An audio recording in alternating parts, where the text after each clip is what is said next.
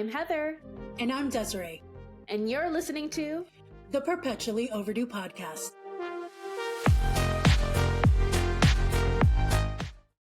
Hello, everyone, and welcome to another episode of the Perpetually Overdue Podcast. My name is Heather, and this week we have a very interesting topic that I'm sure a lot of people out there, especially conspiracy theorists, will really enjoy, and that is, are we living in a simulation? Now, there are many schools of thought out there, which we will kind of briefly touch on as far as what the meaning of all this is, the purpose of it all, where it's going, yada, yada, which I think is a question that most human beings have at one point or another in their life of like, how did we get here? Why are we here? What am I doing? But one of the most interesting theories is that we are in some type of giant computer, not unlike The Matrix, if you've ever seen that movie. Oh, yeah, I forget. There is a generation that potentially has it. Yes, I forget there her is. age. So, if you haven't seen that movie, the people in it are living in a simulation, and they don't know that they are. They don't know, obviously, yeah. And the main character is played by Keanu Reeves. He is approached by someone who has been awakened. And it's red pill, blue pill, which now has a whole other meaning to it. Oh, with God, the yes. Alpha Podcast Bros. That's why it was really hard for me to get on that term. Sorry, side note, for a long time. No, it's true. I was very confused at first because I was like, are we talking about the Matrix? What's happening? They are, honestly, but they've kind of morphed it into something really gross and ugly. But anyway, so one pill allowed him to stay in the fantasy and the simulation, and the other pill would have woken him up to what the reality is. And spoiler alert, he chooses the one that wakes him up out of the simulation. It's a very loved movie, but it's also kind of depressing when you think about the simulated reality versus the real reality. I mean, we're talking very post-apocalyptic. Everybody's pretty much wearing these drab burlap sack clothing. They barely have any food. They're fighting machines. It's not pleasant. No, it's very depressing. And it's really interesting, too, because given the choice of whether you would know what the truth is or continue to live a lie, knowing that either way you're going to live your life. Either way, you are going to exist and you're going to have a life and you're going to make decisions and choices and all that stuff. What would you choose?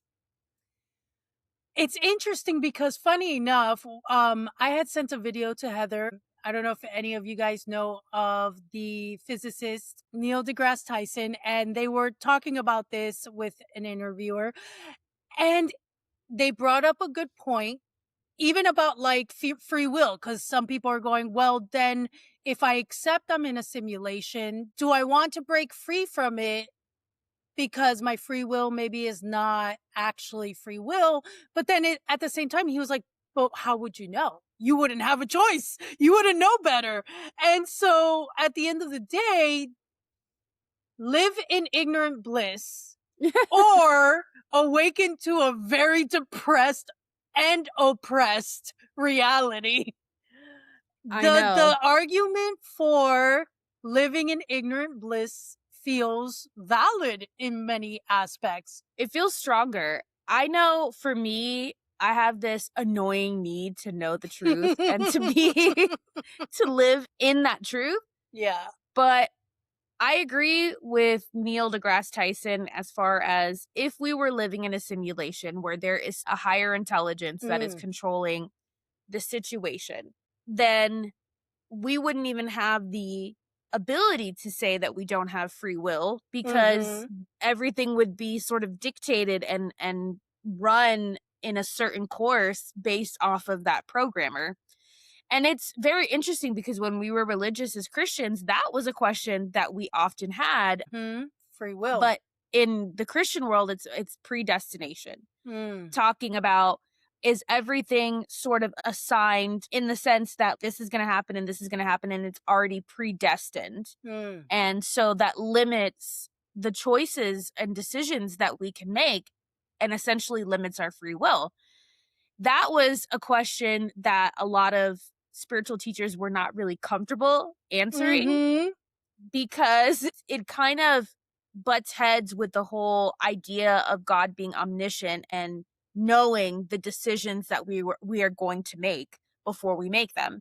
And so it's like, well, if he knows the decisions we're going to make, then are we really making those decisions? It's very it can get very messy. It's funny. Okay, I'm going to get really gamer nerdy for a second, so bear with me. Okay. So, for any of you gamers out there, you may have heard of a game called Soma. Now, I'm going to preface with saying, if you haven't played it and you ever think you're going to play it, I'm about to spoil the shit out of it. So you have been warned. You can fast forward. There are chapter titles if you're listening on YouTube. And I believe there's even chapter titles that are generated on Spotify. But anyways, Heather, I know for sure, has never seen Soma. So it is a heavier topic to condense, but I'm going to try my best to do so. So essentially, within the game, you're a character in modern day Canada, and you suffered an accident, so you have a brain injury. And at this point, you're fated to die medically. So he goes and does a last ditch effort to what he thought was a doctor, but apparently was still just a medical student. But he had a theory about healing the brain. And so he reached out to this person as a last ditch effort. Like, if I'm going to die anyway, if this maybe can help give me a chance, then let's do it. So essentially you go and you have to get a brain scan. So he sits down to get the brain scan. As soon as the scan finishes and his vision warps back, it's dark in the room and he's like, hello, doctor? Everything okay?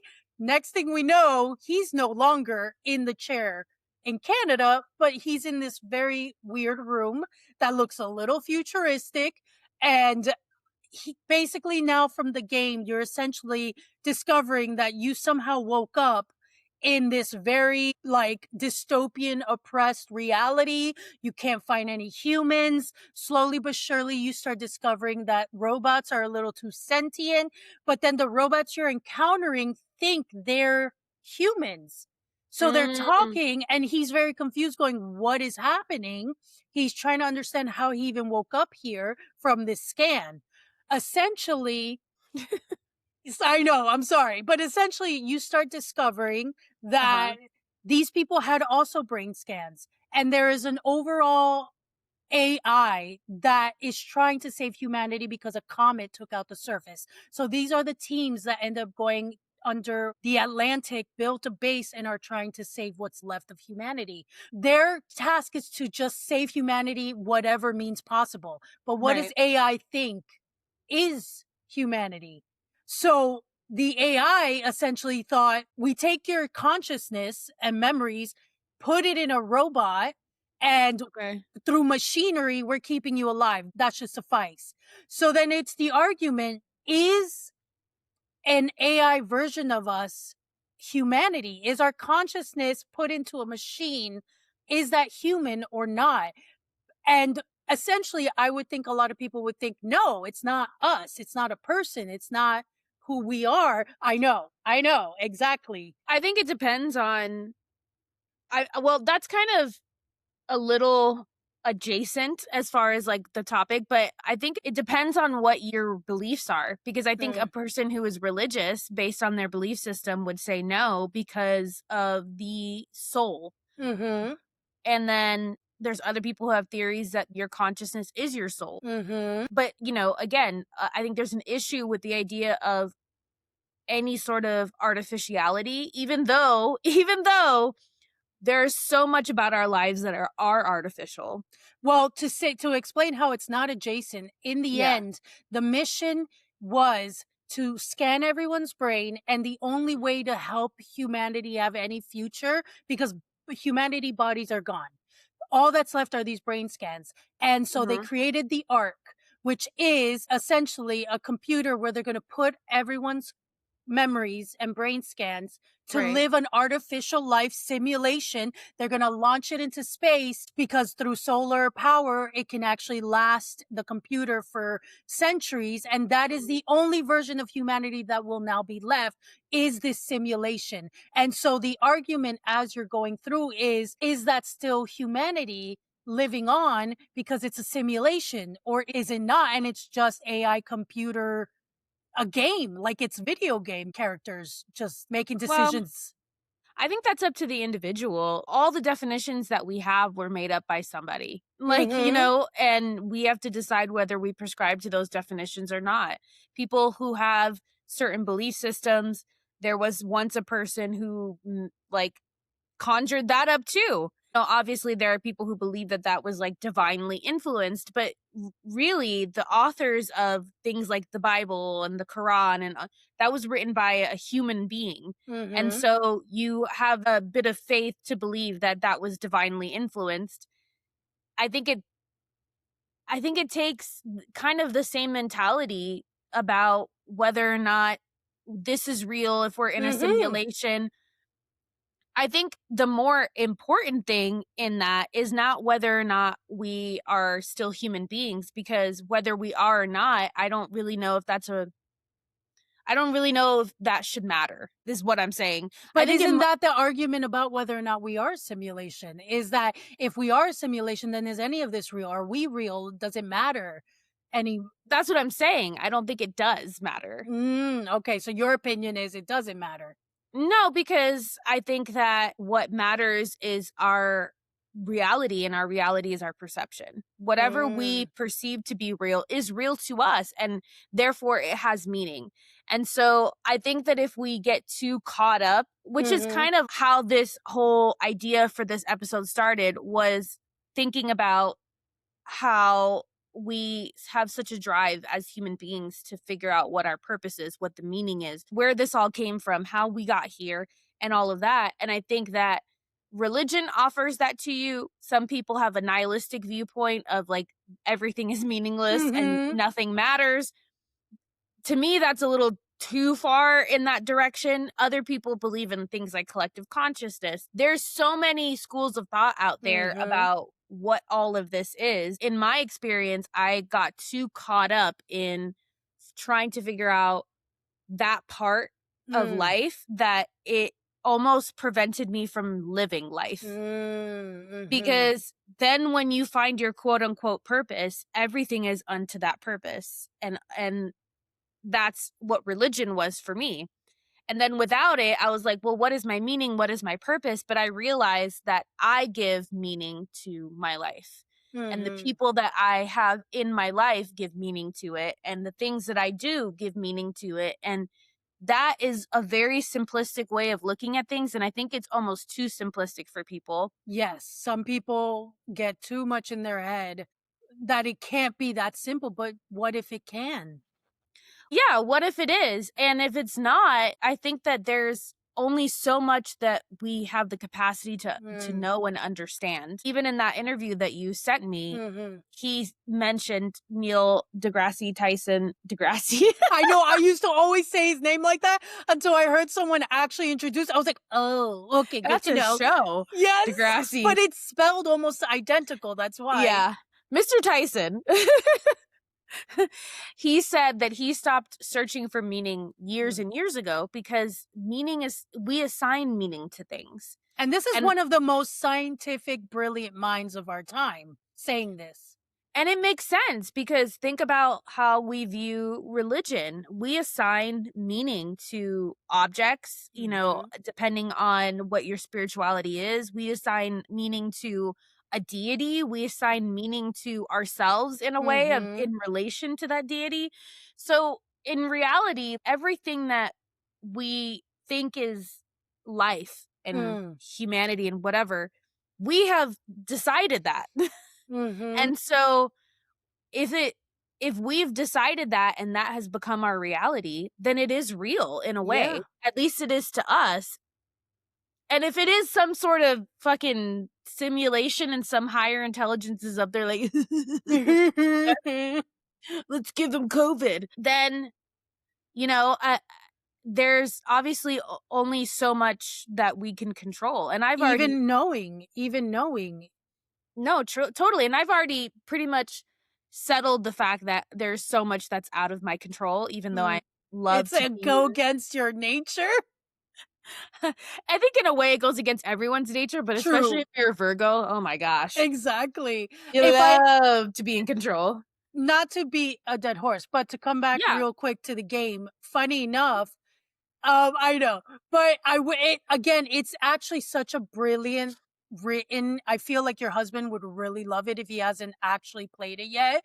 It gives you so much school for thought. So I'm like really barely touching the surface of how deep this game intellectually, philosophically goes, which is wild because you think it's just a horror game, but then it actually makes you think. Essentially, in the end, you get to see both experiences. The main character you are physically playing, you're playing from a first person POV, so it looks like it's you, the character. Mm-hmm. They do get their consciousness copied into what's called the Ark, and it gets launched. But you get to see both scenarios. The person who gets left behind, and he struggled with that. He kept forgetting that if his consciousness gets copied into the Ark, he thought he was going to wake up and be in the Ark. And it's like, you are, but it's your copy.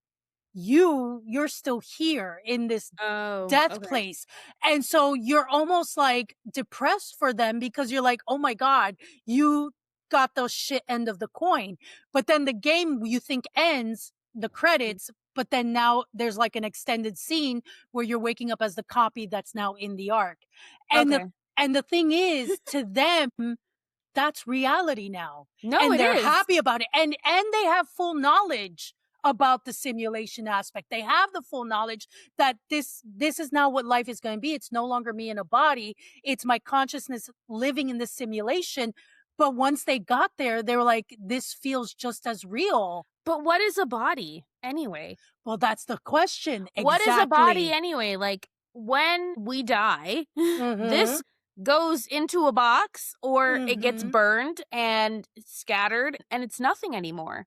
And but to some people, that's the argument, whether we're in a simulation or not. The ones who don't believe there is a consciousness after, the nihilistic mind, that's just like, well, nothing. Well, so maybe life is only this body.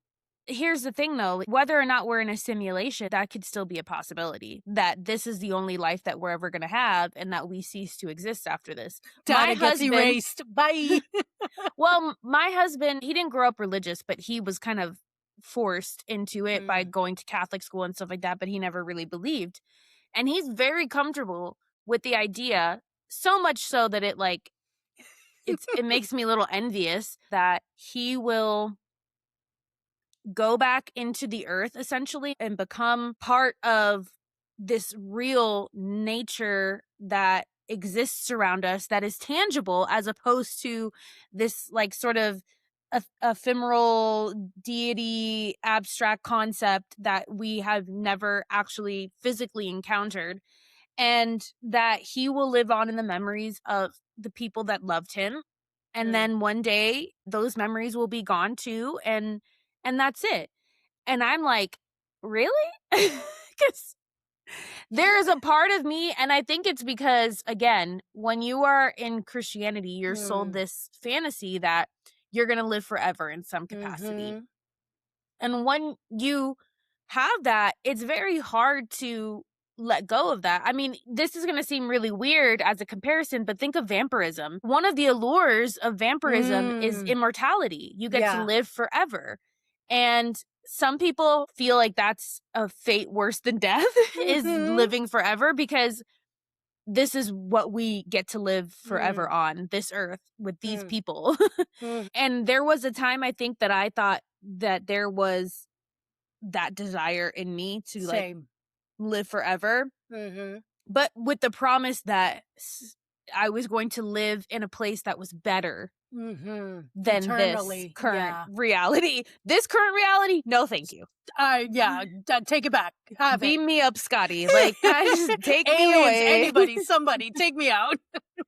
And so I was thinking about this earlier when you were talking about the video game and the sort of pleasant reality versus the not so pleasant one. For me to say that I'm okay with the idea of a simulation and yada yada, it's predicated on the fact that like I have a life that I am happy to live. And I know that not everybody feels that way. Some people are like, well, if this is a simulation, unplug my ass. You know what I mean? Because this sucks having somebody pull the strings and be the puppeteer. But in reality, I think that that's something that a lot of people crave. At least if you believe in some sort of God, you believe in somebody who's pulling the strings and you're trusting in that person to pull the strings and to make the decisions about what takes place here in this reality. And then you have other people like atheists who are like, well, if there is some sort of mastermind, he's a dick because of all of the suffering that has taken place in the world and all of the disasters and the war and all of that stuff.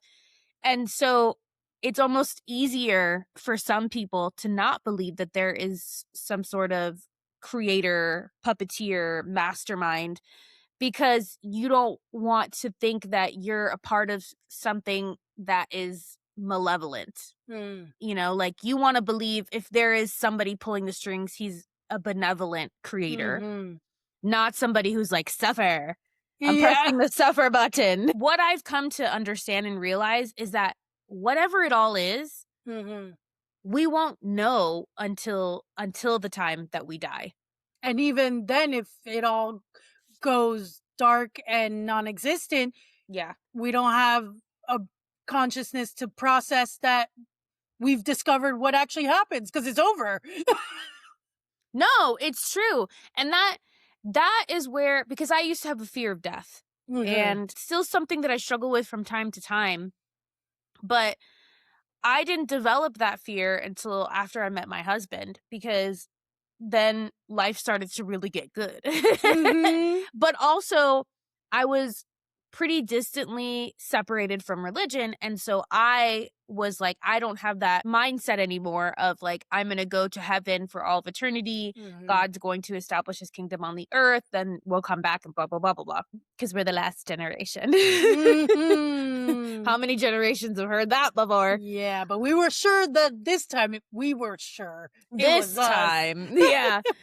So without having that to fall back on and then being like, ooh, life is getting good, I want to be here for a while longer. Whereas I think before I didn't care as much because I had this promise of like, I'm going to someplace better. You know, like it's not like you want to die, but you're just okay with it. So with the combination of those two things, all of a sudden I got this insanely crippling fear of death and a little bit of hypochondria because of it. And it's partly religious trauma, but it's also partly that I have always been the person that wants to know what is going to happen. I've never been terribly comfortable with the unknown. And that's why I think religion was so attractive, because it provided so many answers. And then I got to the point of, if I am always afraid of something that I can't control, that is inevitable, everyone will die. Sorry, Jeff Bezos and Elon Musk. Everyone will die. They're trying. Then I'm not living my life. And I think that that's what's really kind of sad about the way that we as human beings put ourselves into boxes with religion, even, or, I mean, there's many different things. Because if you think about it, even in the metaphysical spirituality sense, there's still the concept of either fate strings, source. Like there's still the concept that maybe someone still is in charge, but it's more abstract, less, hands-on. Exactly. And so in the end, I think in every belief aspect of humanity, we are reaching for some type of understanding, some type of answers, some type of structures. We're not fully comfortable for the most part, unless you are completely atheist. Because agnostic, you still kind of maybe think maybe they're good, but I don't worry about it kind of a deal.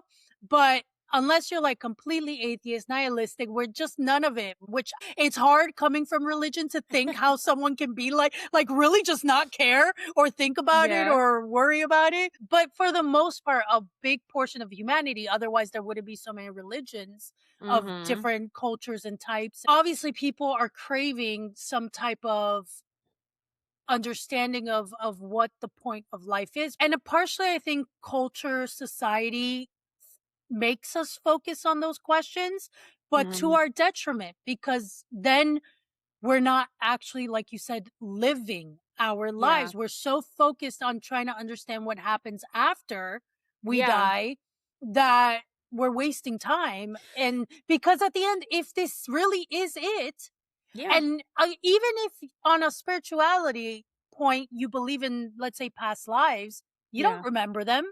You're not going to remember this life and the next anyway. So essentially, this is it.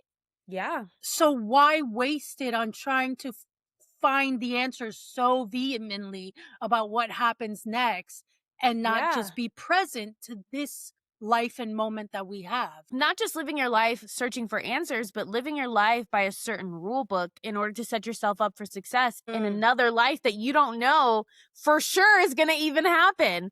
And then it restricts you from living your life now and being in the present. And don't get me wrong, I think that we should make good choices and be good people.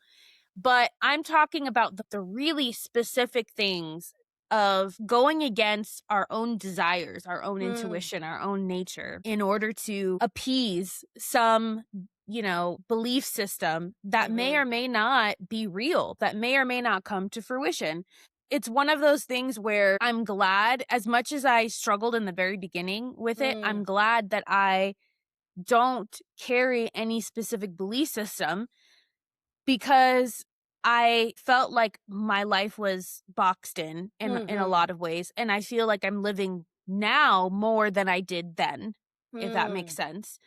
And not having to search for meaning, but assigning meaning to things from myself, it actually is really empowering as well. Because I spent so many years repressing my intuition, repressing that inner voice inside of me. And now that inner voice is like fully free, fully open to all possibilities. I think years ago, thinking about us being in a simulation would have freaked me the fuck out. Agreed. Yes. I would have been like, no, I don't even want to talk about it, blah, blah, blah, blah, blah. But now I'm kind of like, okay. And again, I think it's because I'm at peace with myself and I'm at peace with this reality. And I think that you have to be at peace with not having all of the answers. Now, if I can present a different perspective, because like you said, you're also in a place in your life where things are really good. You have a loving partner.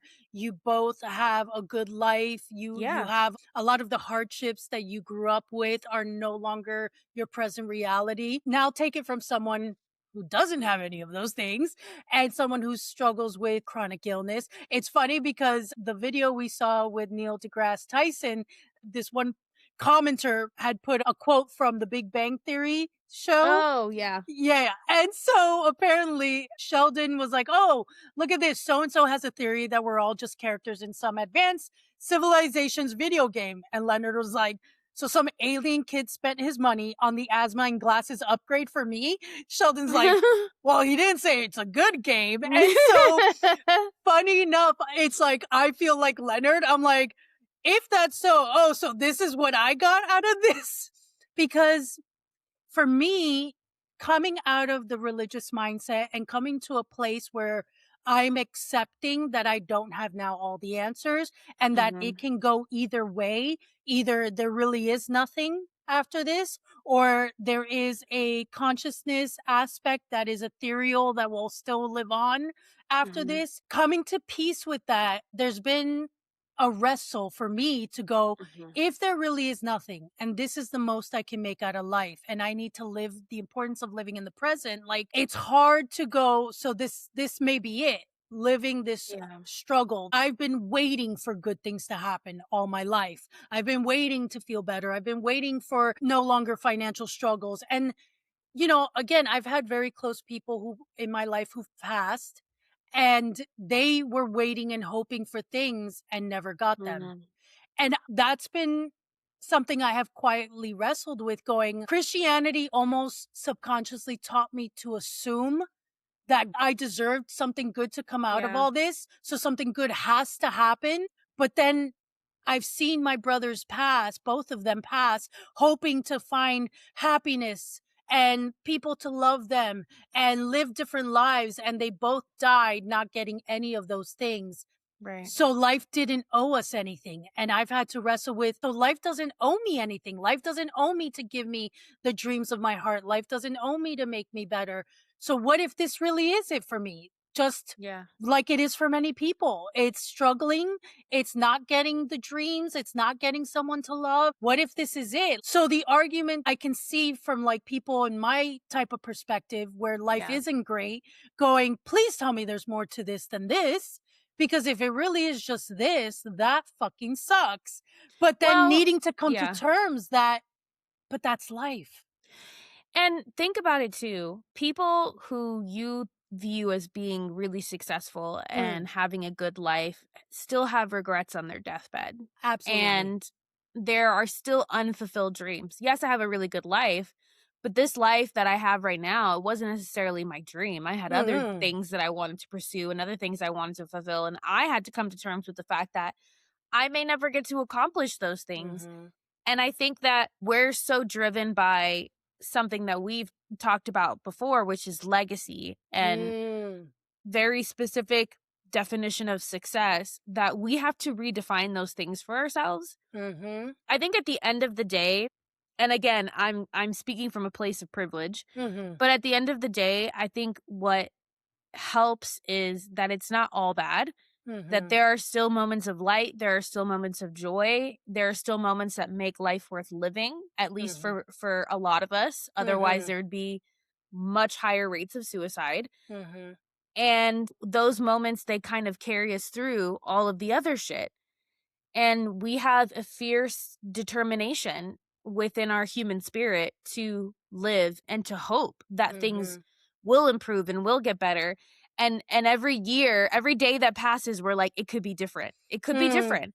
Or it could not be. But I think that all of us are on the same level in terms of we all are born, we all live, and we all die. And what happens in between is varied, but we all experience joy and happiness, and we all experience pain and suffering in some capacity. And so we were talking about this the other day. There will come a point where I will lose somebody that is very close to me, and that will change me. Because I think when death touches you that closely, it does change you. And I have gone through things in the past that have formulated who I am now.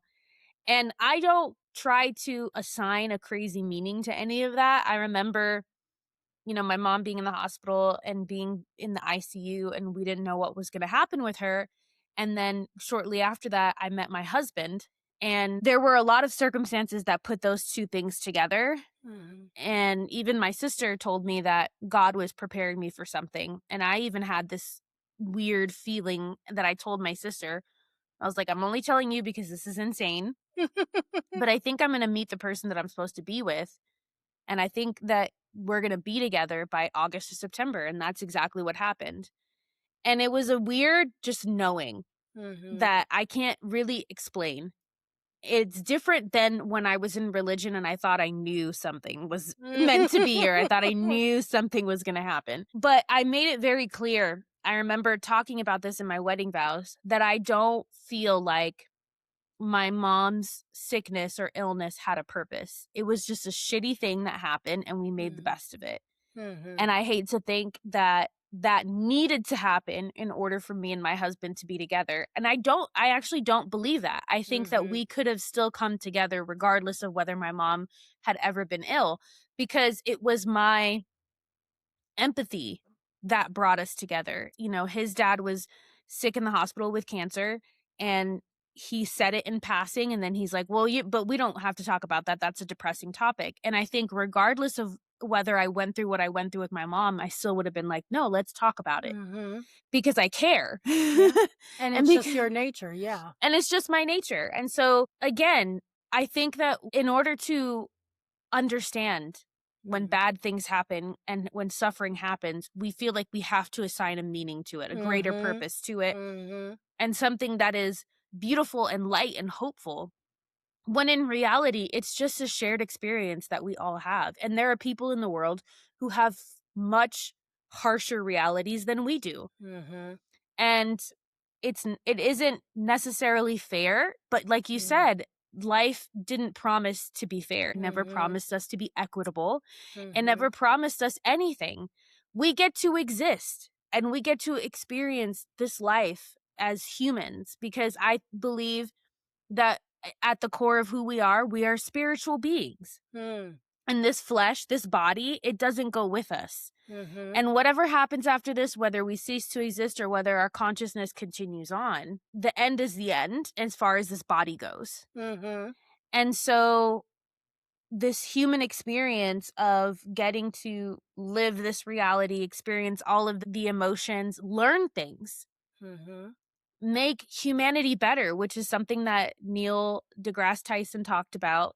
The purpose of living is to turn information into knowledge, knowledge into wisdom, to hopefully help humanity be better. And that is the purpose of how can I contribute to humanity as a whole? How can I make humanity better? I don't think that there's any greater purpose to have than that if you want to have a purpose. And that's the thing. If you want to have a purpose and to not make maybe life so grandiose, I think, for example, if you come to the conclusion where you're wrestling with things that, like I gave examples of earlier, and you feel like you're not getting the great end of the stick of this life or whatever, I think at the end of the day, that is why we need to find those moments in life, in the small day to day, in the small moments that bring you peace, that bring you joy, that bring those tingles to your dopamine. Because one, in the end, if you are finding ways to find joy and love and peace within the chaos that is life, I think that puts out something also, because think about being around people who just want to stay in the muck of their cynicism, depression, anger. You don't feel good around people like that. The room doesn't feel good around people like that. So essentially, is that what you want to just live in? Is that what you want to give to people, to spaces, to things? Or do you want to find ways to feel better waking up every morning? Because essentially, as humans, we are selfish. So if you are not thinking about the grand scheme of humanity and caring in that sense, fine, take it on a selfish level and go, do I want to live in this cynicism and gross muck of depression and a nihilism like mentality? Like, is this really the best feeling to live and wake up in every day? And if you come to the terms and say, no, it's not, then find the ways to be in the present now. And find the ways that you can find joy or love or peace or hope in the little things in the presence now. And I think that is what essentially is worth waking up for every day. Because if we really, really tried to think about the miracle of what life is, like we were born out of another human. We were infants and we grew and we became unique and individuals, and we have whatever amount of years we have in this earth to just kind of like experience things, feel things. And that's actually kind of miraculous if we think about it. And so what do we want to do with that? Especially if nothing happens after this. If this is it, what do we want to do with that? It's interesting. I'm going to quote Troy, Brad Pitt. He said when he was talking with the girl, I can't remember her name, but she was a Persephone. She was in the temple. And he said that the gods were jealous of us because we are doomed, because everything is much more beautiful, because it's fleeting. And living in the present is really important. I think always living for something bad to happen or something good to happen is no way to live. Living in the moment and making the most of whatever your reality is now is what's going to get you through all of that. But in summation, are we living in a simulation? Maybe. Maybe. There's no definitive proof that we are, but there's no definitive proof that we are not. And would it really matter anyway? Not in my opinion. I think there was a point in which when things were not going well for me, it was easier to have something to blame. Yes. Have God to blame, have some weird programmer up there pulling the strings to blame. But in reality, our life is our own. And yes, there are things that are out of our control, but the things that are in our control and how we're able to make the best of things, like that is a powerful testament to humanity and our spirit. And I would never want that to get taken away from us as human beings. But we wanted to keep this episode short because our episodes are so long. So here is a call to action or a question for our audience. Do you have a theory about the meaning of life? What is our purpose? What is all of this that we are in right now? I know that, obviously there's the Big Bang Theory, there's religious theories, but we would like to hear from you guys if there's anything outside of that. And how do you live your life in light of that? We would love to know what meaning it gives to your life and if you live your life any differently based on those beliefs. Even if you're in a simulation that you can't control. So friends, thank you guys so much for hanging out with us this week. If you are on Instagram, if you are on YouTube, make sure to follow, make sure to leave comments, do all the, internet things. And also, if you can leave us a review wherever you're listening to the podcast, any podcast platform, you can either review the show, you can review the episode. It helps us tremendously with the algorithm so that other people who would also enjoy hanging out with us every week can find us. So friends, thank you guys so much for entertaining our fun ramblings of conversation. And yeah, friends, we'll see you guys next week. Bye.